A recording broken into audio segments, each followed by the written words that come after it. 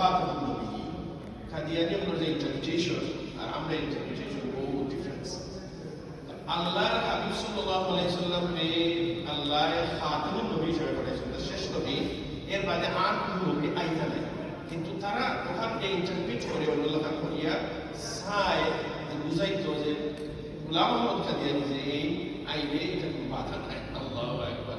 তাই এটারে খুব স্ট্রংলি এটারে করছে এবং এই পয়েন্ট না আরো বিভিন্ন পয়েন্ট দেওয়া যায় এটারে মেনশন করছে যে আল্লাহ নবী সাল্লাল্লাহু আলাইহি ওয়াসাল্লাম সম্পর্কে যে আয়াত ইয়াতি মিন বাশিরান বিরাসূলিন ইয়াতি মিন বাদি ইসমু আহমদ, এখানে ওঠাই ও আয়াতও দলিল দিচ্ছে তারা যে ইন্টারপ্রিটেশন করে এটা আমরা ইন্টারপ্রিটেশনের লগে মিলে না। এখানে রাসূল পাক সাল্লাল্লাহু আলাইহি ওয়াসাল্লাম শেষ নবী এবং তার বাদে আর কোনো নবী নাই। আল্লাহু আকবার। রাসূল পাক সাল্লাল্লাহু আলাইহি ওয়াসাল্লাম ওই লাগে খাতামুন নবী ঠান্ডে যদি আল্লাহ বানাইতা না তাইলে দুনিয়া কিছুই বানাইতা না। রাসূল পাক সাল্লাল্লাহু আলাইহি ওয়াসাল্লাম লগে আদব প্রকার করছেন জিবরিল আমিন।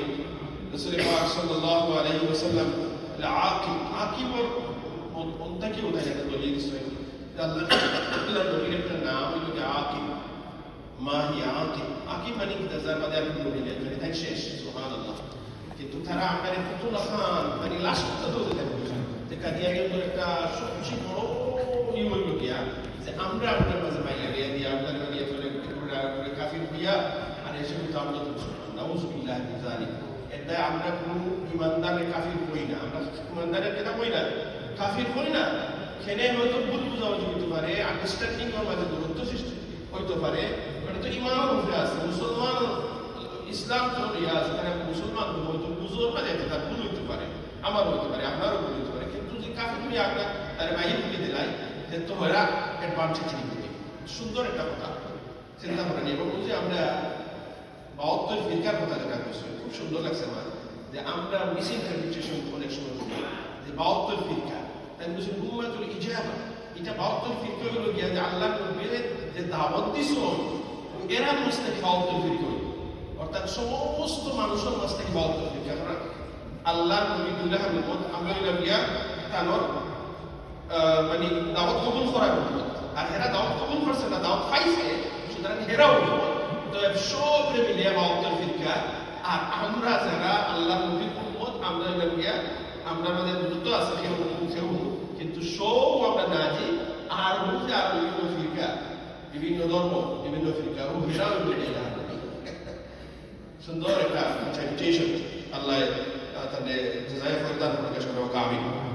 রাসূল পাক সাল্লাল্লাহু আলাইহি ওয়াসাল্লাম সম্পর্কে উম্মি, যে উম্মির অর্থটা শুধু করতে না, আমরা এই লিটারেট পাওয়াটা একটা বিয়ারবি আল্লাহ নবী শান করেছেন। উম্মির অর্থ থাকে আনলেটারেড পারসন।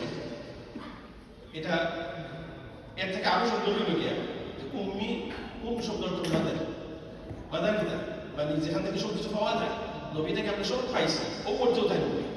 আর আনলেটারেড অর্থ হইল ওঠা বা উম্মির ওটা অর্থ যে তাই দুনিয়াবি কোনো মানুষের কাছ থেকে শিক্ষা নিছেন না, তাদের শিক্ষা নিছেন কে? আল্লাহ রাব্বুল আলামিন। আল্লাহ নিজে সূরা আর-রহমান দ্বিতীয় আয়াত করা আর রহমান আল্লামাল কুরআন, খেয়ে দিছেন, আল্লামা খেয়ে টিচ করছেন আল্লাহ নবী, আল্লাহ নিজে টিচ করছেন। সুতরাং দুনিয়ার কোনো মানুষের কাছ থেকে তাই শিক্ষা নিছেন না।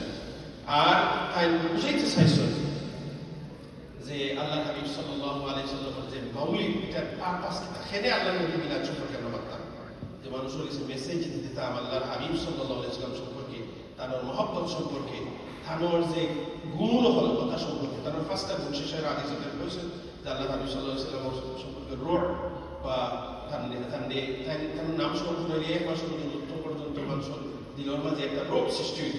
এই যে কোয়ালিটি, তা অন্য কোনো নবীর এর আগে দেওয়া হয়েছিল। সুতরাং আমরা এমন একজন নবীর উম্মত হইছি যার কোয়ালিটি সমস্ত নবী থেকে আলাদা হয়েছে। সুবহানাল্লাহ। এর দায় আল্লাহ হাবিব সাল্লাল্লাহু আলাইহি ওয়াসাল্লামের এই মিলাদ মাতা প্রত্যেক বছর এবং প্রত্যেক রবিউল আউয়াল সব সময় মানতে হইব। এখানে আমরা দুনিয়ার সব মানুষের কাছে আল্লাহর নবীর মেসেজটা, তার বিউটিফুল ক্যারেক্টারটা আমরা পৌঁছায় দেওয়া মিলাদ মেইন উদ্দেশ্য। আর কোনো উদ্দেশ্য আপনার নাই যে নবী যে সুন্দর চরিত্র যেটা ওকে পৌঁছায় দেওয়া। যারা হাসান বিন সাবিত খুলিকতা মুবাররাহান মিন কুল্লি আইবিন কাআন্নামা কাদ খুলিকতা কামা তাশাউ ওয়া আহসানু মিনকা লাম তারা কাত্তু আইনি। কিতাব বলে একদম কত সুন্দর কথা বলে, ইয়া রাসূলুল্লাহ আপনার এই সমস্ত ধরনের ত্রুটিটাকে আল্লাহ ফ্রি করিয়া সৃষ্টি করতে করতে সুবহানাল্লাহ। আর আপনি এত সুন্দর যে দুনিয়ার কোনো মায় এত সুন্দর বাচ্চা এর আগে জন্মদান করছেন না। এরপরে হাসান ইবনে সাবিত রাদিয়াল্লাহু তাআলা বলেন যে হাসান ইবনে সাবিতরে আল্লাহ নবী দোয়া করছেন, কইছে বলে আল্লাহ তুমি জিবরিল আমিনের মাধ্যমে তাকে সাহায্য করো, মিম্বর বানাইয়া দিছো। এরা যে আল্লাহ নবী তো প্রশংসা করছেন, তারপর কি খুলিকতা হইয়া যে তার মিলাদ কথা আলোচনা করছেন। সুবহানাল্লাহ। এটা তো সেই এটা আমরা মিলাদ সম্পর্কে মানতাম। মিলাদ না মানতে সাহাবা বল আল্লাহ নবীর ফাইবা গেল, আল্লাহ নবী না আইলে তো দুনিয়া তো আইল না। সুতরাং আল্লাহ হাবিব সাল্লাল্লাহু আলাইহি ওয়াসাল্লাম মিলাদ মাতার উদ্দেশ্য হইল যে তার যে সুন্দর চরিত্র ওটা স্প্রেড করে দেওয়া, তার মহব্বত আমরা ইয়ংস্টার উপর আমরা করতে পারি সৃষ্টি করা, যে মহব্বতে থাকে কিয়ামতের ময়দান আমরা নাজাত দুনিয়া আল্লাহ আমরা বুঝার তৌফিক আর প্রকাশ করে আমিন। এখন সুস্থ মিলাদ আপনারা শুরু করতে পারবেন।